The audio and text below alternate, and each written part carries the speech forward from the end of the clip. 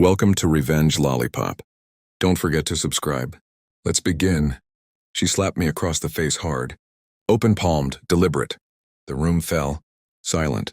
Her birthday dinner, her friends, her family, me red-cheeked and exposed under the soft chandelier light. I didn't say a word. I just stood up, straightened my jacket and walked out. No suitcase, no protest, no goodbye. Just vanished. 5 years ago, I thought. I knew her. Elaine, sharp-witted, confident, radiant in that way that pulled eyes wherever she walked. I loved her like a man drowning in a storm. Loves the raft that saves him, she said. I was her calm in the chaos, I believed. Her. We built everything together, late, nights planning her fashion boutique. I cashed out my inheritance to fund it. We didn't have a prenup. I didn't think love needed one. I should have known. The slap wasn't random, it was calculated like she wanted an audience. Later I learned it was her way of ending the show. A humiliating final act. What followed were whispers I didn't get to defend myself against. She told them I'd cheated. Drained her. Savings hit her. None of it true. I slept in a rental car that night. The next morning I wired what little I had, left into a new offshore account under a shell core I'd quietly formed the year. Before I changed my name, cut off all contact, I didn't fall apart, I sharpened. The truth unraveled slowly, over 3 agonizing months. A mutual friend, Mike, the only one who doubted, her story sent me photos. Her in the arms of her silent investor, her lawyer, her lover, 2 months before the slap, she'd transferred every asset from our joint account into one under her name. The slap wasn't revenge, it was closure. Her closure. Mine would take longer. The first year was hell, but pain when fed carefully becomes discipline. I took jobs under aliases, waited tables, cleaned floors, listened, learned. I taught myself corporate law, forensic accounting. I moved city to city, building a web of contacts. 2 years, and I bought a small cybersecurity firm. Under a different identity, grew it. Sold it, invested in startups, acquired their debt, flipped companies. By year 4, I was silent. Money behind a chain of real estate. Ventures stretching from coast to coast. Year 5, I got the invitation.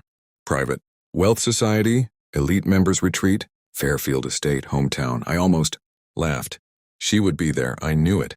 The crowd was her drug, old money, new. Money. Fake smiles with sharp teeth. I accepted. The moment I landed, my phone buzzed. Illa Beaumont, local fashion. Entrepreneur and former socialite found bankrupt and under investigation for fraud, boutique chain shuttered, assets frozen. Alleged shell companies traced back to offshore accounts. My driver turned to me. Rough week for Mrs. Beaumont, huh? I smiled. Couldn't have happened to a better person.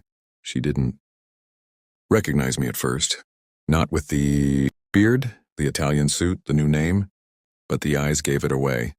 Her face went white. I was seated across from her at the estate's long banquet table, almost poetic.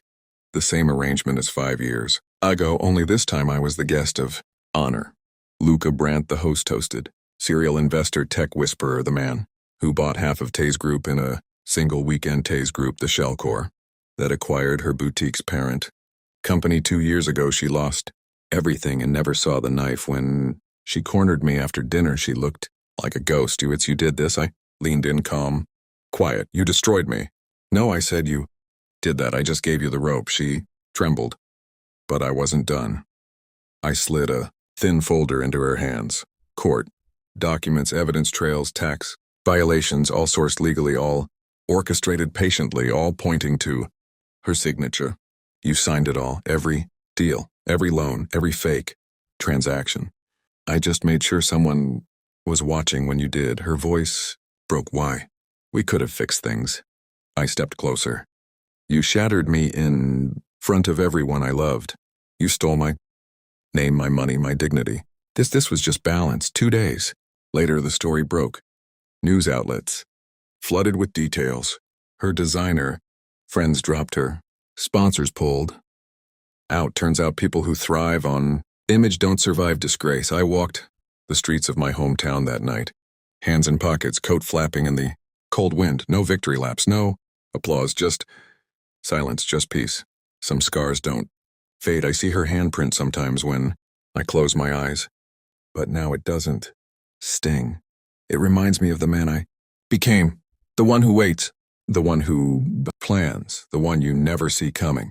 Revenge isn't loud. It's a whisper in a boardroom. A signature on a contract. A man you thought you erased. Buying your downfall one piece at a time. Thank you for watching. Subscribe.